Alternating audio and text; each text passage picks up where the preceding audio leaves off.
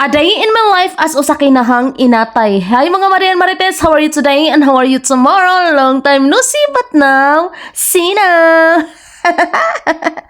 Unsam ka madi na igan?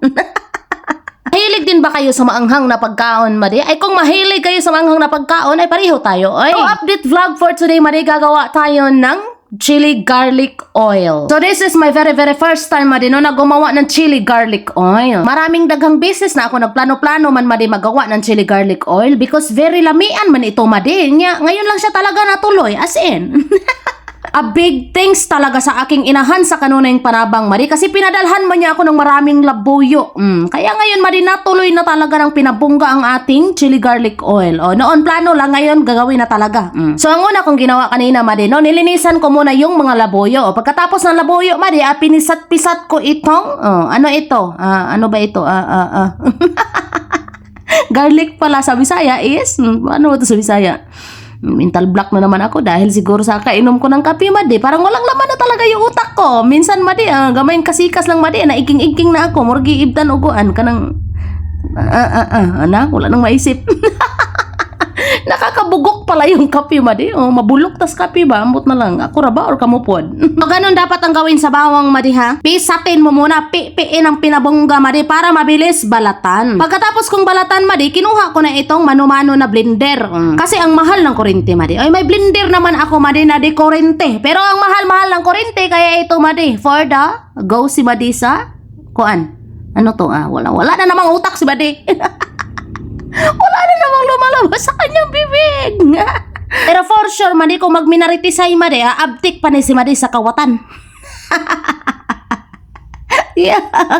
So ayun na nga, madi, no, sinugdan ko na yung pag-blend, madi. So binira ko siya, madi, kasi nga mano-mano man ito, madi, hindi man ito electric, no. Kitang-kita naman siguro sa dalawang mata nyo, madi, no. Hindi naman siguro kayo bulag na nahirapan talaga si madi ng pinabongga aning blendera.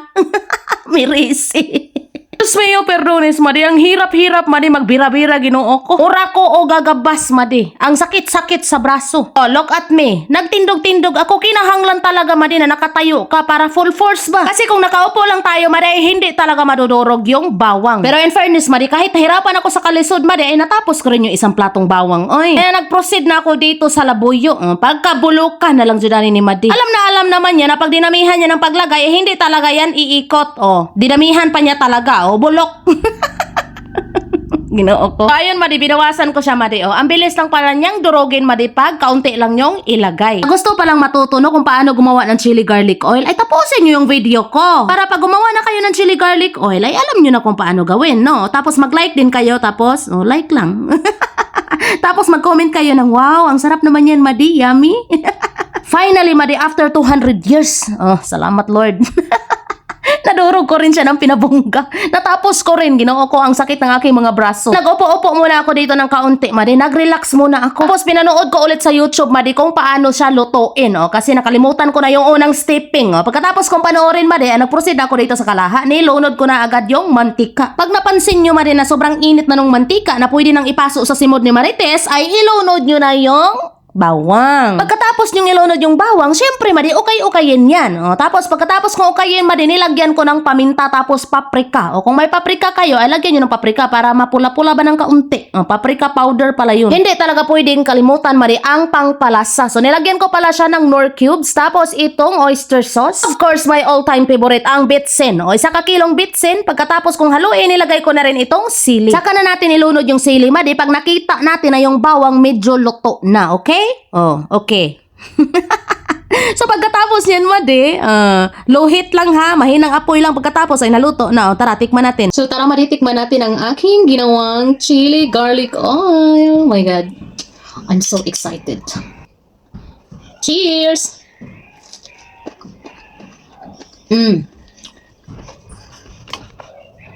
Wow. Ang sarap. Ang anghang. Grabe. Grabe yung anghang. Gulang na yung aking okra. Itong isa kaya.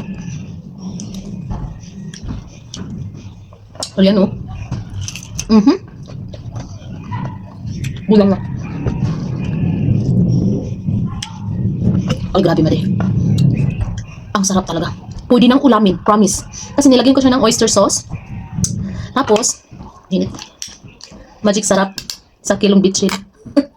Pwede na siyang ulamin, I swear. Tortang talong.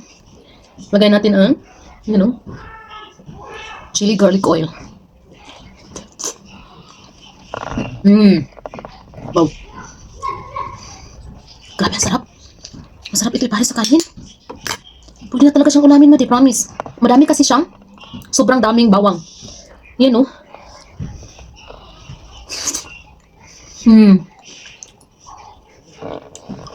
My God, ang sarap. Ang dami kong natikman na chili garlic oil. Pero ito ata ang pinakamasarap na chili garlic oil. Siyempre masarap akong gumawa eh. Pero madi, walang halong joke. Masarap talaga siya. Pwede na siyang ulamin.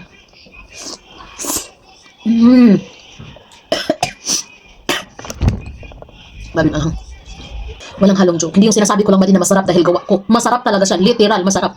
Pwede nang ulamin. Sa mga kapitbahay ko dyan, gustong tumikim ng aking chili garlic oil, pumunta na kayo dito sa bahay. Siyempre, hindi tayo madamot. Patitikimin ko rin kayo. Kasi next time, mag-ano na tayo. Gawa na tayo nito, binta natin. So yun, cheers, last bite.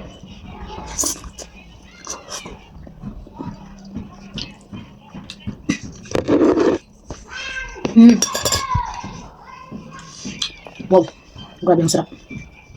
Ang sarap ng aking chili garlic oil, madi. So ayun na nga, madi, no? Natilawan ko na yung aking niluto na chili garlic oil. In fairness, madi, first time ko pa magluto nito, pero grabe kalami, madi. Mas lami pa sa akin.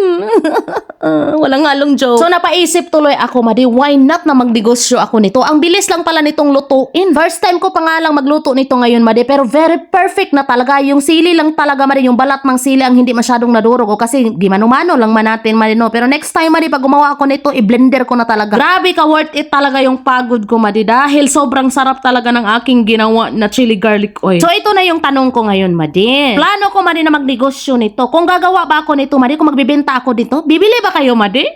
Mag-comment na kayo, madi, kasi kung bibili kayo ay gagawa ako nito, madi. I'm so excited na gumawa ulit nito kasi excited din ako, madi, no, na matikman nyo itong gawa ko kasi ang sarap. With love ito and with kahago.